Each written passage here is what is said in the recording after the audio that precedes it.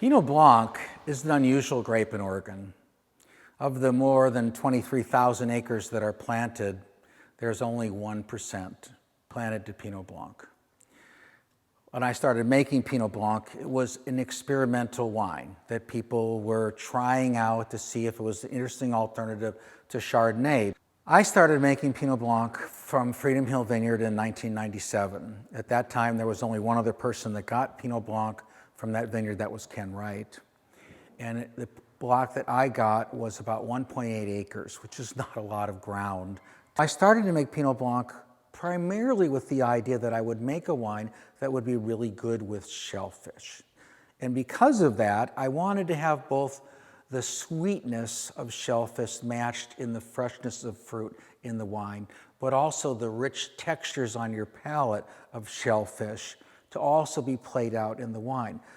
So what I decided to do was to experiment doing part of the Pinot Blanc fermentation in stainless steel and not stirring the lees or not doing it, just letting it ferment quietly in stainless steel and letting it age for a moderate amount of time.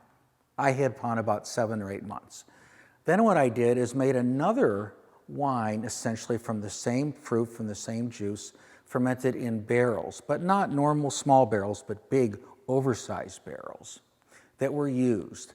And the idea is that the stainless steel tends to bring out the freshness and the fruit in a wine, and the barrel tends to bring out the more earthy kind of textures and mouthfeel. And what I would then do after leaving each of these wines made from exactly the same fruit for a period of 7 or 8 months is I would put them together. And so during the years, I experimented, and voila, this is what we have. Let's taste the 2016 Pinot Blanc from Freedom Hill Vineyard.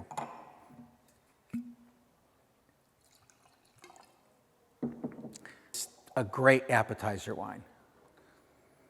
And oh my goodness, we talk about those tree fruits and the walking in the fruit stand in the fall, and you get the apples, the green apples, the red apples, the Honeycrisp, the pears, the Bosc, but especially the little pears, the Comise, and oh, so nice, so nice.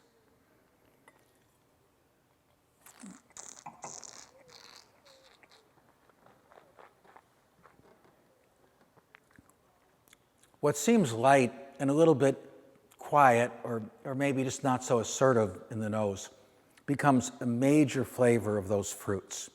Now you're talking more about the flavors that you get when you bite in that first piece of the fruit right under the skin, or right with the skin on it.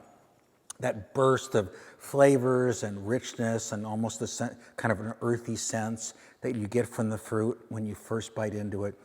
And then you get this texture. So that fruit that's primarily, in your nose and in the middle of your mouth just works its way across your whole palate and just stays there with a really richness of texture, of viscosity, that when you just smelled it, you didn't really expect that kind of density on your palate. But nothing hard. There's no wood tannin in it. We don't use any new barrels at all. Barrels are very old, and it's only a very small part of it. So you don't get that kind of thing that you get in a lot of white wines, which is the influence of tannins from other sources. This is just more of the flavor of the grape, bathing your palate, nicely playing around. And then there's that little bit of salinity around the edges of your tongue, especially on the front of your tongue, which is what plays so beautifully against the richness of shellfish. And it really works well with raw fish as well as those richer things that come out of the ocean, the shellfish. For many of the Pinot Noirs and even the Chardonnay, I talk about aging and how they do over a period of time. For me, Pinot Blanc is not a wine that you would age. I've had older Pinot Blancs, they're lovely, but for me, this wine is about the freshness, the textures, the vibrancy that you get when the wine is still relatively young and fresh. So I don't really see any reason that you would age a Pinot Blanc to get something extra out of it. It's giving you what it has to give right now, and you should just enjoy it while it's young and vibrant.